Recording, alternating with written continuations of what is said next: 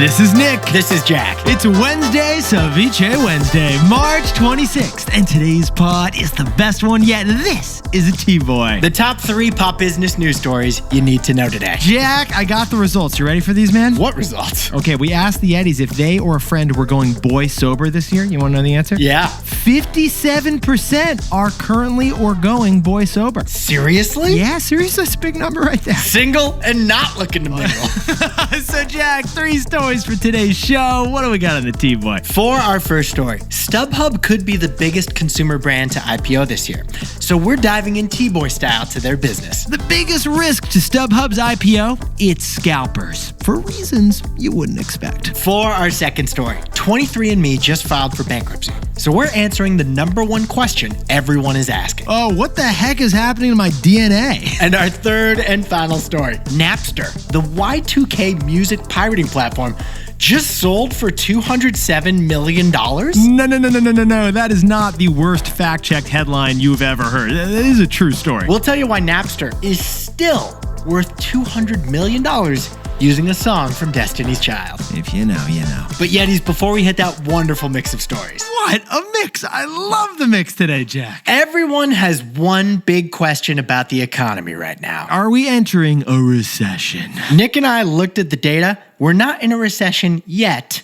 The economy is still growing. But if we were to have a recession, Jack and I have one place we would look, and that place is your hair. Specifically, your girlfriend's hair. Because the ultimate economic indicator, Yetis, it's something called recession blondes. Actually, the term is Recession Brunettes. Good fact check on that one, Jack. We'll explain. Besties, if your blonde buddy starts turning brunette, that is a big economic issue. Let me sprinkle on some context. I'd love that, Jack. During the 2008 financial crisis, a new concept arose. It was called recession hair. Oh, wait, times were tough, so you skipped out on that $300 haircut. In the 2008-2009 recession, women had longer hair, and that reflected their financial worries. Ipso facto, that was recession hair. But the newest trend is more specific. And what is that trend, Jack? Recession roots. Follow us on this one, besties. If money is tight, you're now postponing your hair coloring appointment. Because that toner's $200. That balayage is $350. And that is why your brown-haired buddy might not get her hair bleached in this economy. Stocks are down, roots are up. Egg prices are high, your natural hair color is too. Besties, if your blonde friend shows up at brunch looking a little more brunette than usual, don't ask Rachie about her portfolio. Yeah, in fact, you should cover the tab. Yeah, that's Recession Brunette. It's a leading economic indicator. To all of those formerly blonde besties out there,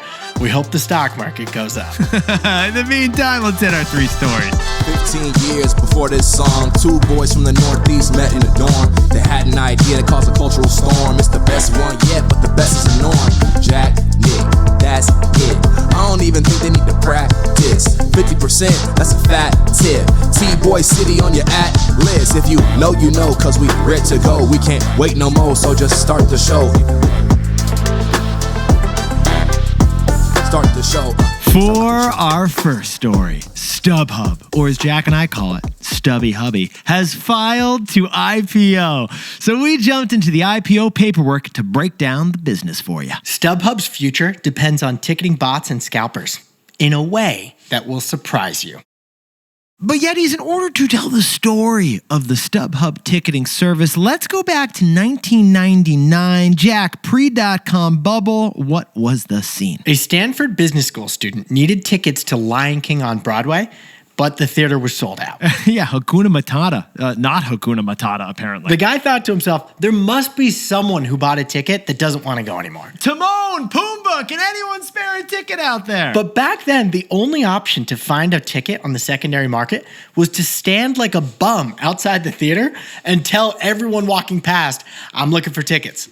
I'm looking for tickets. Everyone in Times Square thinks you're selling drugs. You're actually just trying to buy a ticket to a musical. So that guy created StubHub, yes, an online secondary marketplace for tickets. He sold that business to eBay in 2007 for $310 million. StubHub's not part of eBay anymore. It was actually bought back by that same founder who needed the Lion King tickets, and now he's taking StubHub public. So pretty soon, StubHub will trade on the New York Stock Exchange under ticket symbol STUB. STUB. And they're hoping for a $16 billion valuation. Which is 3 lifts, and which is huge because, Jack, what are StubHub's financials right now? They profited in 2023, but had a small loss in 2024 on nearly $2 billion of annual revenue. So, besties, Jack and I punched our tickets and we read the S1 IPO paperwork on StubHub, and we'll present to you the good and the bad of this ticketing business. First, a reason to get excited as a potential shareholder. Yeah, Jack? Gen Z is spending so much money on concert tickets. Get this, Gen Z is dropping nearly 3 times as much on tickets as Gen X did 30 years ago. The last few years have set records for live events and concerts in America. You're dropping $2,000 just to see Taylor Swift from the very top row. There was pent-up demand to party post-pandemic, and that demand has not stopped. Now most tickets are sold initially by Ticketmaster, which has a monopoly on that primary market for tickets. Ticketmaster is owned by Live Nation, whose stock is at an all-time high. But tickets are then resold on the secondary market by a service like StubHub. And just like Ticketmaster, StubHub takes fees as the middleman. And since the price of all those tickets to those Celine Dion concerts has soared, people are actually going into debt just to see Dua Lipa live. Here's the numbers. In 1996, the average ticket price to see a top 100 concert was $52 adjusted for inflation. But Jack, how much am I spending to see like Blue Man Group in 2024? $135 on average. Yeah. The price to see a top 100 concert has nearly tripled since 1996. Add it all up, and more spending on tickets is more money for StubHub because StubHub makes a percentage through the fees. Their business model is a theocracy. But besties, before we go any further, there is one hero stat that shocked us in their IPO paperwork. StubHub said that fans bought 40 million tickets on their platform last year from 1 million different sellers. Okay, Jack, could you do the simple math on that number for us, please? 40 million tickets were bought by 1 million sellers. That means the average seller sold 40 tickets last year on StubHub. I don't know anyone who sold 3 sets of tickets. Who has sold 40 tickets in a year? Not regular people like you and me, Nick. No. They must be professional ticket resellers, aka scalpers. And that leads to the company's biggest risk, which happens to be our takeaway. So, Jack, what's the takeaway for our buddies punching tickets over at StubHub? No scalpers, no StubHub. Yetis, live events as an industry is plagued by scalpers, people who buy tickets in bulk and then resell them at a huge markup. These people are like hackers. Yeah. They use bots to snag tickets before the fans can and then sell those tickets only at a ransom price. I like how you said it. These people. I mean, who likes scalpers? Nobody does. Well, where do these scalpers turn to sell their tickets? They typically turn to StubHub. And the StubHub business model depends on them. So the biggest risk we see to StubHub's business is if scalpers go away. True. Which, guess what, is actually happening right now. Yeah, for example, Ticketmaster now has dynamic pricing their tickets in the primary market at an optimal way so that scalpers can't make as much profit. Ticketmaster is basically helping artists stop underpricing their tickets so that scalpers have no arbitrage that they can profit off. Another way scalpers are getting threatened? Rules and regulations. Just look at the band Oasis. Oasis has a huge reunion tour happening this year, and they have banned scalping effectively by invalidating any tickets that were sold higher than face value. So it's kind of ironic, but if scalpers get squashed, a big part of StubHub's business just goes away. No scalpers, no StubHub. For our second story, 23&Me filed for bankruptcy on Monday. The stock of this DNA icon is close to zero. But the biggest question right now, what happens to the DNA samples of the 15 million customers? What the heck happens to my DNA, man? Are they getting thrown into the dumpster? I don't even want to talk about it. We'll get to the answer in a second. But Yeti is the coolest party to get invited to before the pandemic. It was the spit party, wasn't it, Jack? Sounds inappropriate, Yeah. but it was kind of a fun thing to attend. Spit parties. It was actually a marketing concept from 23&Me. You basically get together and hock Tua into a tube and then send your saliva over to some lab to get tested for your ancestry. Essentially, this was genetic roulette. Are you 4% Finnish, French, or Fijian? We all have some surprise ancestry thing we didn't know about. That's great cocktail conversation. There's actually no better growth hack than turning your product into a party, by the way. Honey, I'm Icelandic. Fun fact, full disclosure, this is Nick, and I'm actually 0 to 4% Turkish. Did you know that, That's Jack? such a great... I love how 0 is included in the range. I don't know what the margin for error is, but I do know I've always had an affinity for kebabs. And like now I understand why, finally. In 2017, 23&Me was one of Oprah's favorite things. In 2018, Time named it the product of the year. And in 2021, 23&Me went public via a SPAC, hitting a $6 billion valuation. But unfortunately, 23andMe never turned a profit. The stock is now down 99.8% from its all-time high. The CEO and co-founder, Ann Wojcicki, tried to take the company private, but she failed. So she resigned on Monday as the company declared bankruptcy. But besties, this is what Jack and I found fascinating about this story. We did a 23andMe autopsy, and all signs point to one cause of death. It suffered from the Macarena problem. Yeah. It was a one-hit wonder. Yeah, here's the situation, Yetis. Once you get an ancestry test for $99, you didn't end up buying anything else from that company. They hoped you would subscribe so you could get ongoing health reports based on your DNA, but nobody did that. Now, 23andMe did find a new revenue stream, didn't they, Jack? They had a new idea. They sold anonymized DNA data sets to pharmaceutical companies so the drug companies could develop new medicines. But unfortunately, that new concept disappointed too. So, like the Macarena, 23andMe was a 1, Maca 2, Maca 3, Maca one-hit wonder. Side note, by the way. Yeah. 23andMe got hacked in 2023. And the hackers got access to the personal information of 7 million people. Okay, concerning side note on that side note, that hacker targeted Chinese and Jewish customers of 23andMe specifically. So clearly the bad guys want our DNA. Yeah. And the company protecting us from those bad guys just went bankrupt. Which leaves 15 million humans wondering right now, is my DNA vulnerable? Unlike your Gmail password, you can't reset your DNA. No. Like your chromosomes are your chromosomes. You can't mess with those guys right there. So people are worried, which leads to our takeaway. Yes. So Jack, as we say in Turkish, what's the gutormek for our buddies over at 23andMe? In bankruptcy, the assets go to the highest bidder. So Yetis, what happens to 23andMe's customer DNA data? Well, it will be bought by someone. In bankruptcy, the company surrenders itself to the courts, and then a judge decides what happens to all the stuff that the company owns. And the goal of that judge?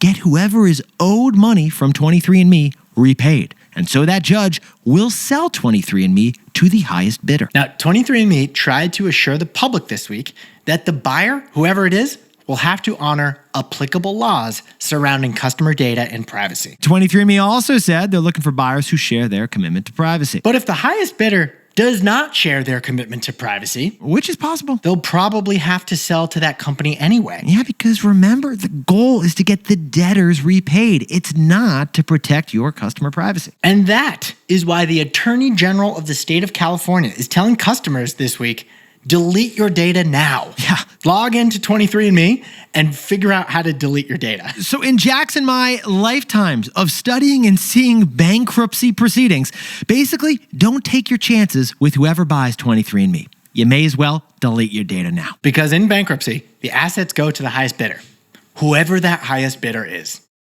Hey Yetis, if you're a bestie, take a sec and hit that subscribe button. And like this video while you're at it. If you leave a comment, by the way, we'll read it. For our third and final story, Napster, the OG disruptor of music 25 years ago, was just sold for $207 million? We were shocked that Napster was even still around. Yeah, we really were. But we were more shocked it's been acquired 5 times. Yetis, let's go back to 1999. Jack, set the scene for us, please. You logged onto your gateway computer, you signed into your AOL account, and then you downloaded that new 98 Degrees album so you could burn it onto a CD. Just because you wanted to impress a girl. Yeah, you could listen to I Do Cherish You for free, and that was because of Napster. Launched in 1999, Napster made it insanely easy to steal music, consequence-free. Well, Napster got up to 20 million users for that service before Wi-Fi even existed. It was founded by Sean Fanning and Sean Parker, the latter of whom became the president of Facebook with Zuckerberg. That guy in the Social Network movie who asked Zuckerberg to change the name from The Facebook? That's him, Sean Parker. Timberlake played the guy who founded Napster. Now, it took record labels a couple of years to catch up, but eventually they sued Napster into oblivion. Dr. Dre was pissed. I don't think any company has been sued more aggressively, more violently than Napster was back then. Sore topic, don't bring it up with Metallica. So Napster went bankrupt in 2001. They changed music forever, but they never became a verb. Napster was gone less than 3 years after it was created. But here's the shocking news, Yetis. To quote Eminem, Napster's back, tell a friend. Napster was just acquired this week for $207 million. Okay, Jack and I had to double, triple, quadruple check, but it's true. So Jack, I gotta ask, who is buying Napster 23 years after the brand fell off the stage? A metaverse company. That's who. Yeah. Infinite Reality. They're a metaverse company that plans to create virtual concerts under the Napster name. The new owner says this Napster will be Clubhouse times a trillion, which sounds about right. But Yetis, Jack and I jumped in T-Boy style, and we got even more shocked. Because this is the 5th time Napster has been acquired since declaring bankruptcy. That's right. Napster's got more comebacks than a boy band. It's like NSYNC. They're past their prime, but they're still touring. Because in 2008, Best Buy acquired Napster to boost their CD sales, and then they sold it a few years later. They sold it to Rhapsody, a legal music streamer. Then in 2022, a blockchain company acquired Napster, and now a metaverse company is buying it from them. And why is this latest acquisition happening? Well, the CEO said this about the deal. He said, "There is no better name associated with disruption than Napster." So Napster is being acquired for reasons unrelated to music. They're being acquired because the brand represents rebellion. More than any other brand. So Jack, what's the takeaway for our buddies over at Napster? To quote Destiny's Child, say my name, say my name. That's 90% of the work. That is, in politics, the incumbent, the candidate in office, wins 90% of the time, simply because of name recognition. Especially in down ballot or local elections, you simply vote for the name that you recognize. Well, interestingly, data shows that consumers behave the same way. 90% of consumers buy from a brand that they recognize. So this metaverse company, Infinite Reality, they could have spent $200 million on a big brand awareness campaign. They could have dropped all that money on billboards, ads to introduce you to their new name, Infinite Reality, so you wouldn't hopefully forget it. Or they could spend $207 million to buy a name that people instantly recognize already and are curious about. I mean, Jack, those two options cost the same, but the Napster route guarantees a name recognition win. Napster has been acquired 5 times since going bankrupt That's insane. because name recognition is 90% of the battle. Say my name. Say my name.